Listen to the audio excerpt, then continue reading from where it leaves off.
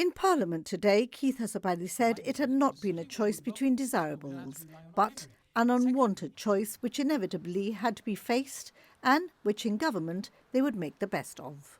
But we have come to this final position, sending the clear message that we are unhappy with aspects of this agreement, that we will tell the people of Gibraltar the truth about the flaws of this agreement, but that we will bank on making this work as much as we can in the future.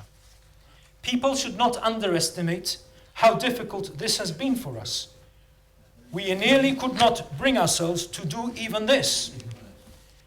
But this agreement is happening, whatever we say, because it has government backing. So ultimately, if we, Gibraltar, have control of making it work, we are prepared to take that leap of faith as long as we have those further assurances and protections. And it is a leap of faith because of the imponderables, and a leap of faith because the deal they have brought back to Gibraltar after so many years is the one in one particular part that they promised they would not. And in that basic sense, they have failed the people. Our task now is to salvage the future with new hope for a brighter future. As context, the opposition leader was keen to highlight the alternative, a no deal. The agreement, he said, brings benefits but demands high prices in exchange. In exchange for personal freedom, he said, it gives away powers, information and controls in Gibraltar and leaves Gibraltar wide open economically. The arrangements entered into in parallel between Gibraltar and the UK, he said, are therefore key, as only Gibraltar can hold its future in its hands. The price for greater mobility at the frontier and across the EU is several intrusive decision-making and informational controls that not just affect our jurisdictional powers, but have the potential to be of economic harm.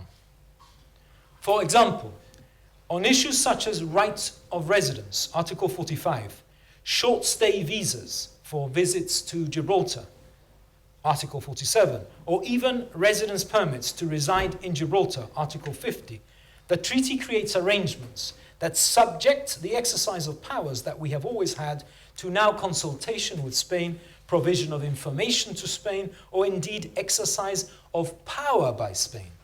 The opposition leader called for a realistic and honest debate without the hyperbole of unprecedented success or victory. An example of this, he said, was the Chief Minister's previous adamant denial that there would not be Spanish guards in Gibraltar or joint patrols in Gibraltar waters. Or Sir Joe Lozano's statements that no GSLP member would accept a Spanish official controlling who enters Gibraltar. The deal being recommended today, he said, was, in this aspect, the deal the GSLP Liberals had said they would terminate as unacceptable. He noted Gibraltar was different to other member states in that in the case of other member states, there is no sovereignty claim on the territory within which the powers will be exercised. The Council and specialised committees have far-ranging influence on review, progress and further binding measures which would affect us and which we would need to implement. If matters go wrong, these structures are key, given the review processes, in being able to improve any identified flaws in the agreement and its underlying processes. Those mechanisms are clear in so many places within the agreement.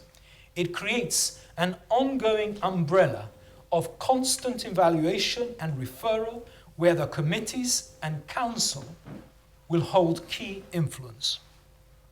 So this only works for Gibraltar if we hold that power and influence. This needs to be catered for, not only in a clear concordat, in my view, with the UK, but also in probably better constitutional mechanisms by amendment to our constitution. Otherwise, we're in danger of losing control of measures and mechanisms that will affect us deeply. Keith Azopardi said our future depends on a pragmatic relationship with Europe that is safe and beneficial, so that we don't have to return to fragile insularism and an environment that is visible but solitary.